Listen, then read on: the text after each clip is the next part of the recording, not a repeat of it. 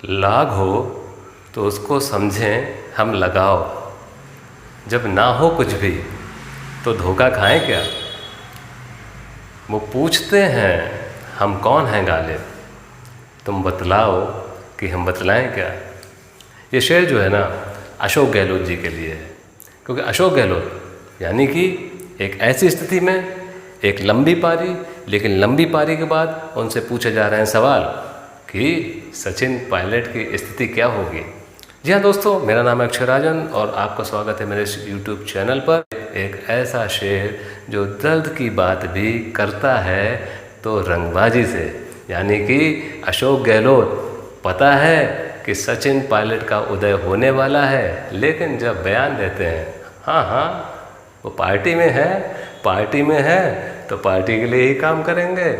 मुझे पद की कभी लालसा नहीं रही, 3 बार मुख्यमंत्री रहा, 3 बार केंद्रीय मंत्री, ये कम थोड़े ना है। यानी कि एक समझदार नेता का समझदारी भरा बयान। क्यों?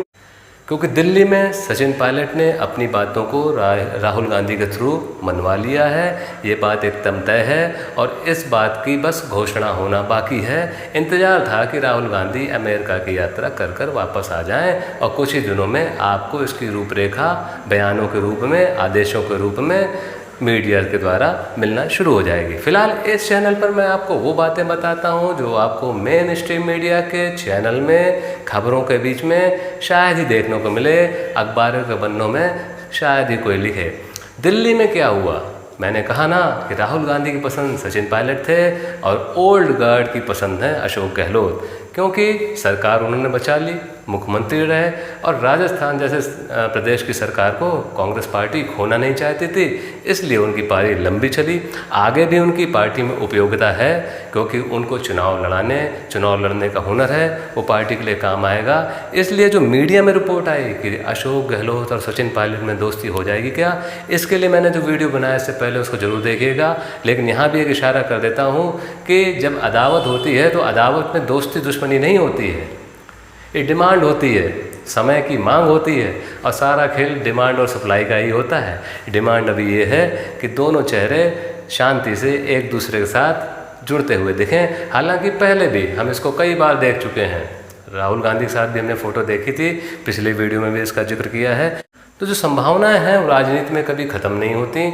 लेकिन फ़िलहाल स्थिति ये है कि अशोक गहलोत अब कोऑपरेशन के मूड में हैं। हालांकि जब वो आए थे तो आते ही उन्होंने अपने परम मित्र और मंत्री शांति धारीवाल से इस बारे मुलाकात की और इस प्रदेश के अत्यधिक अनुभवी राजनेता, जो कांग्रेस पार्टी में राजनेता बहुत इस समय चेहरे हैं, एक चेहरा है सीपी जोशी का, सीपी जोशी से भी उन्होंने मुलाकात की, क्योंकि ये सब अनुभवी लोग हैं। इनसे अशोक गहलोत ने आगे जो होने वाली चीज़ें हैं उनमें जो स्थितियां बनेंगी उनकी तैयारी उन्होंने पहले से ही कर ली। और जैसा मैंने पहले बताया, दांव पेच तो ख़त्म नहीं होंगे, राजनीति जो खेल है वो दांव पेचों का ही है। तो अशोक गहलोत अपनी लॉबिंग जो है ना वो पहले से मजबूत कर रहे हैं। सचिन पायलट भी इस चीज़ को कर रहे होंगे, लेकिन अशोक गहलोत की जो स्थिति इस समय ये है कि उन्होंने कहीं ना कहीं एक, जो मैंने पिछले वीडियोज़ में बताया था कि वो सचिन पायलट के रास्ते में अब रोड़ा ज़्यादा अटकाते हुए नहीं दिखेंगे, क्योंकि उनको पता है कि उन्होंने एक लंबा राजनीतिक जीवन जिया है, लंबी राजनीतिक पारी खेली है और ऐसे दौर पर आकर अगर कोई फजीहत हो जाए, खुदा न खास्ता कोई ऐसी बात हो जाए और जहाँ असम्मान वाली बात हो जाए तो वो इतिहास हो जाता है, यानी इतिहास के पन्नों में लिख जाता है। तो अशोक गहलोत इतने समझदार नेता हैं कि वो समय की मांग को समझ चुके हैं। उनको पता है कि सचिन पायलट के लिए स्पेस क्रिएट करना पड़ेगा, नहीं तो काम नहीं चलेगा,